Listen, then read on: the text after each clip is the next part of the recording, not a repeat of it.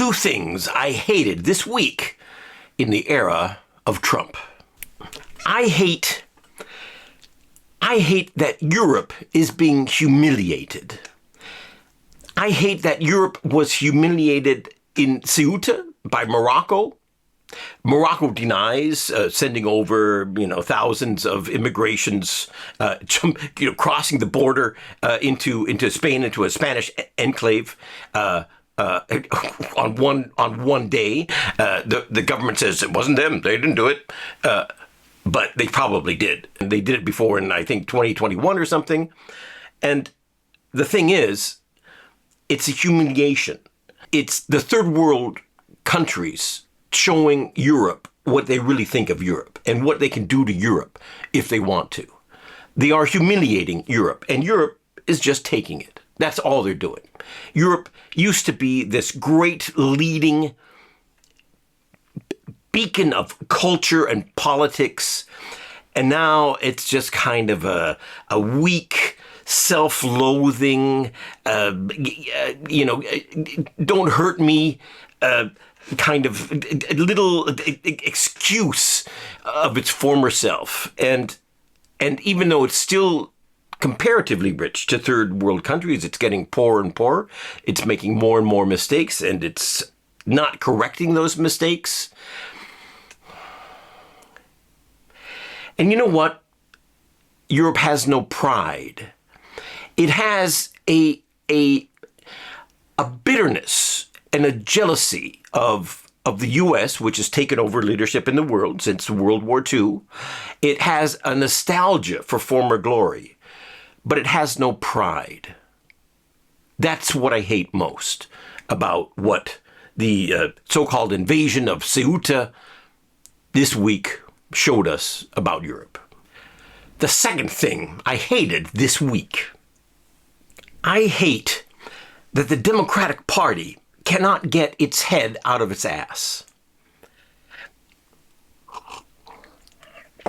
When they lost the election, they went into a short tailspin of self-reflection, and they ordered a study about why they lost the election. The study is being called an autopsy report of the Democratic Party.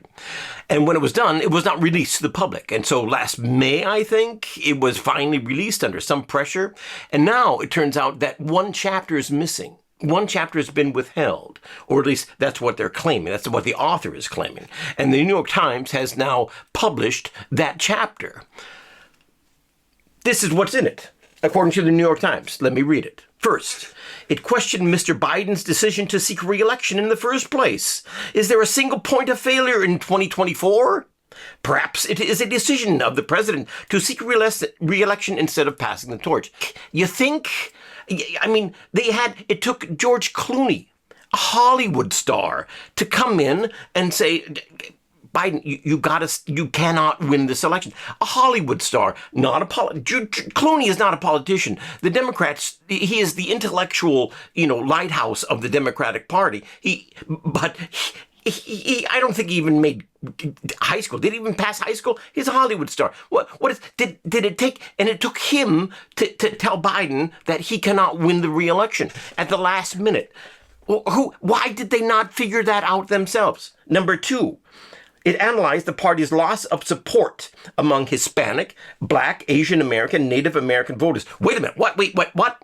These are the minorities. These are the Democrats, the Democratic, bulwark, the foundation, the base. The Democratic Party is the party of minority support.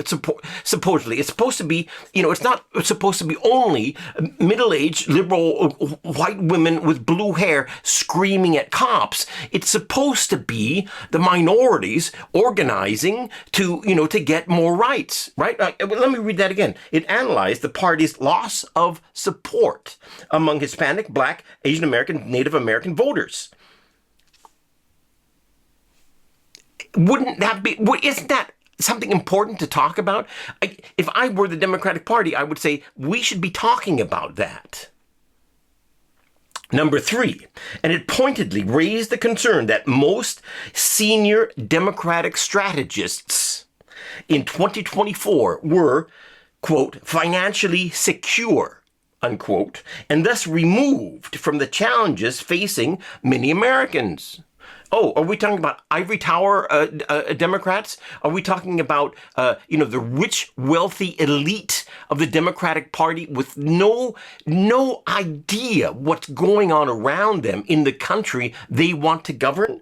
It is therefore possible the people in the room at the highest levels of 2024, this is a quote, decision making misunderstood the mood and practicalities facing everyday America. You think that everyday Americans are really the main thing, the primary thing in their mind is the idea that, men can become women and women can, you think that's the main thing that Americans are worried about?